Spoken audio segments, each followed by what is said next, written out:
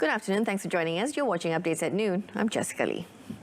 Now, foreigners in the Employment Pass 1 or EP1 category are now allowed to enter the country without applying for approval from the Immigration Department. Senior Minister Datuk Seri Ismail Sabri Yaakob said those who have the professional visit or resident pass talent passes and hold senior management posts in companies in the country would be allowed to enter the country with immediate effect. Datuk Seri Ismail Sabri noted, however, the foreigners would still need to undergo swab tests in their home countries before coming to Malaysia or undergo a Covid19 test once they are here. Dan jika mereka didapati negatif, mereka tidak perlu di kuarantin wajib selama 14 hari. Walau bagaimanapun, mereka hanya tidak perlu di kuarantin 14 hari jika datang daripada negara zon hijau. Jika mereka datang daripada negara zon merah, mereka tetap mesti menjalani kuarantin di rumah selama 14 hari. Datuk Seri Ismail Sabri also said that those coming in must download the My Sejahtera application, adding that technical specialists for specialized work like repairing machines or ships that cannot be done by locals were also allowed to come into the country. Datuk Seri Ismail said their entry to the country would be allowed as long as their working period is limited. They did not mingle with others and work in small groups or in closed areas. He said these specialists would need to apply for a professional visit pass through the Expatriate Service Division online. Malaysia is now in the early stages of discussion to reopen its borders to 6 green zone countries. Health Director General Datuk Dr. Nur Hisham Abdullah said the 6 countries are Singapore, Brunei, Australia, New Zealand, Japan and South Korea. Datuk Dr. Nur Hisham explained that Malaysia needs to finalise the standard operating procedures or SOPs and reach an agreement with the countries on several matters which has to be mutual and reciprocal. So we need to identify the countries first, and then we need to discuss the detail about the SOP with the countries. It must be mutual and reciprocal so that we follow the same protocol on both sides. Then we can actually allow. So the 6 countries we have identified, but in the process of negotiation and even discussion, Singapore, Brunei, Australia, New Zealand, Japan and even Korea. So we are in a very early stage of discussion.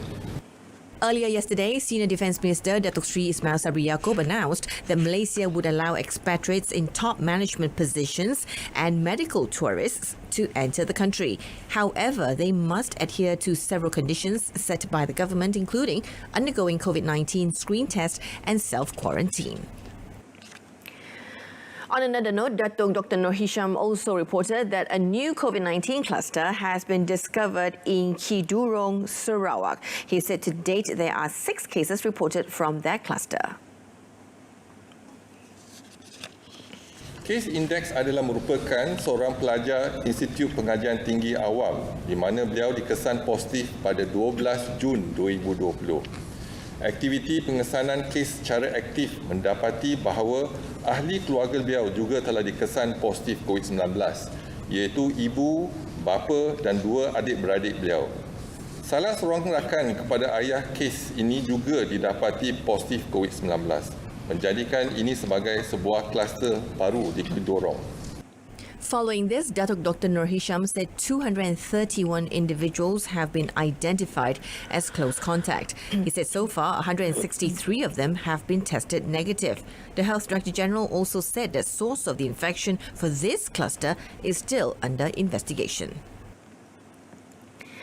Now, while waiting for their borders to open, ASEAN countries should work towards restoring mobility and redesigning their health protocol by considering the entire tourism value chain.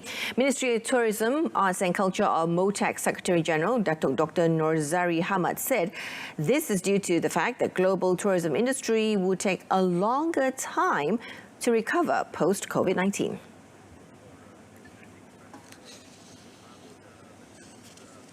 I think that ASEAN member states should work towards restoring mobility and designing health protocols by considering the entire tourism value chain, which includes border management, air travel, hospitality, tour operators and travel agencies, meetings and events, attractions and theme parks, and also the destination planning and management.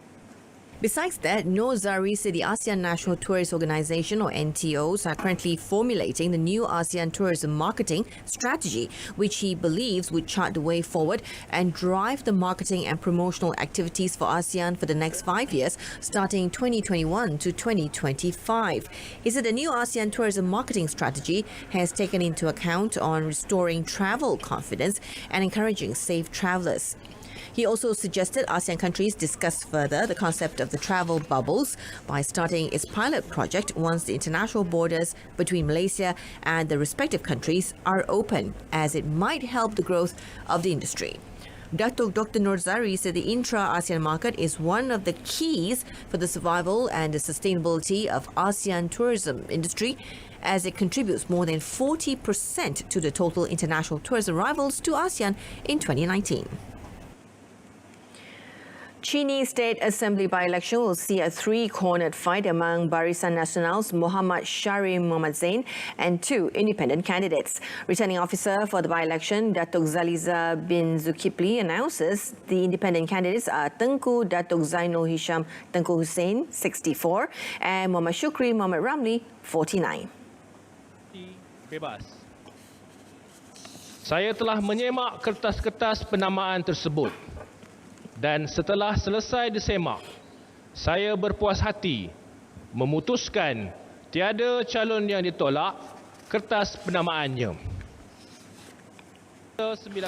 Chini by-election is set to be held on the 4th of July, with the early voting to be held on the 30th of June. Chini by-election was called following the death of its assemblyman, Datuk Sri Abu Bakar Harun, 60, from a heart attack on the 7th of May.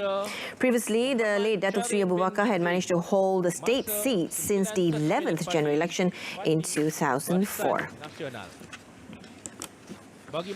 The Domestic Trade and Consumer Affairs Ministry has issued 741 notices in Ops Chatut 7.0 that was carried out on 501 salon and barber premises nationwide. Its Minister, Datuk Alexander Nantadlingyi, said the operation that was conducted from the 10th of June until the 17th of June was aimed to seek clarification on the high service charges imposed. Dato' Alexander said the ministry only allows barber shops, hairdressers and beauty salons to charge customers extra for the disposable aprons and gloves used when rendering their services. Juga kita buat amaran secara umum kepada pengusaha-pengusaha yang gunting rambut tu, jangan membuat charge terlalu tinggi. Harga apron tu, sanitizer tu boleh di-charge tambah kepada harga gunting rambut tu, tapi ia berpatutan. He added that the additional charges should not be a large sum, as the disposable apron would cost about 80 cents to 1 ringgit each. Royal Malaysian Customs Department managed to foil an attempt to smuggle 8.2 million ringgit worth of liquor, including taxes, at Port Klang, Selangor. Customs Assistant Director General Datuk Zulkarnain Muhammad Yusof said the customs discovered various types of liquor believed to be without customs approval after conducting inspection on several containers at the port. Rampasan membabitkan 9 buah kontainer,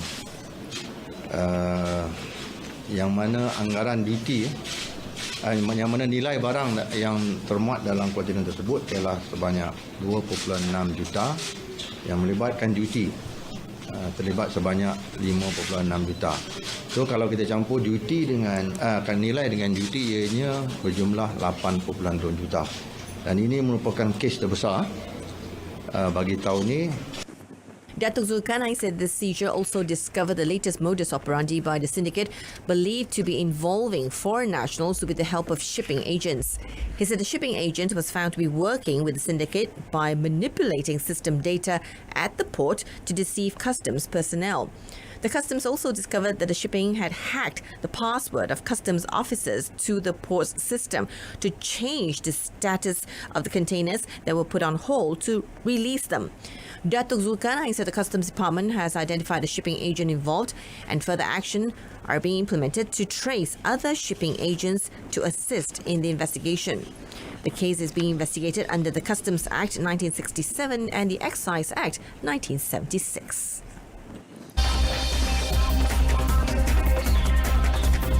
Still to come, Cradle funds 26.5 million ringgit grants to benefit startups.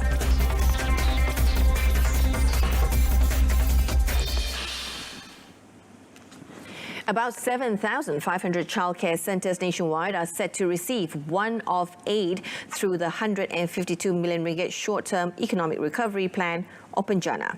Now, Women, Family and Community Development Minister Datuk Sri Rina Mohammad Harun said so far the ministry has received 1,031 applications from childcare centres that were affected by the Covid-19 pandemic.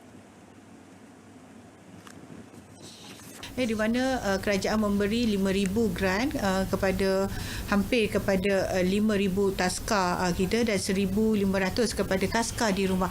Ini dalam kita telah pun menerima 1,031 permohonan setakat ini dan ia dalam proses pengagihan dan dari masa ke semasa belum semua lagi taska yang dibuka tapi dalam proses ini.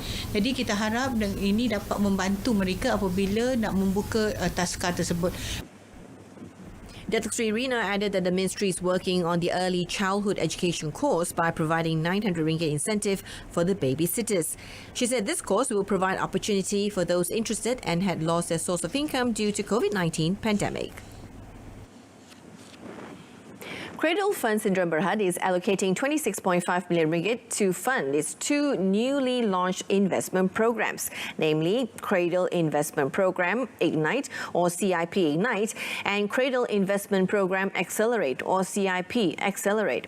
During the launch of the initiative, Minister of Science, Technology and Innovation of MOSTI, Khairi Jamaluddin, said with this, many opportunities could be explored in the new norm by local startups.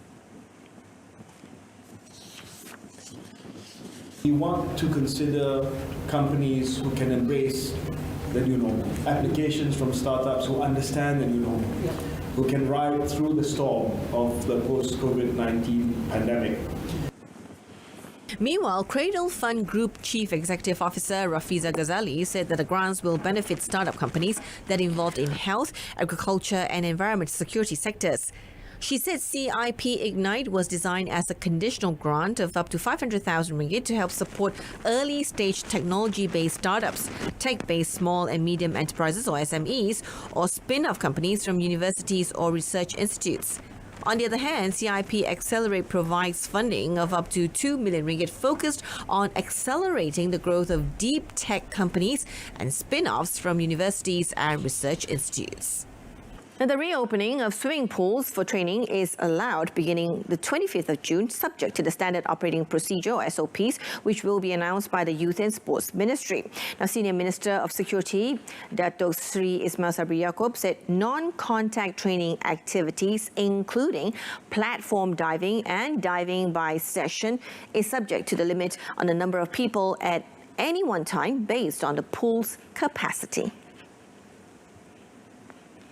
He said the permission is given to national, state as well as club and swimming academy athletes involved in training programs and also for participants of training programs by stages such as the Learning to Swim program.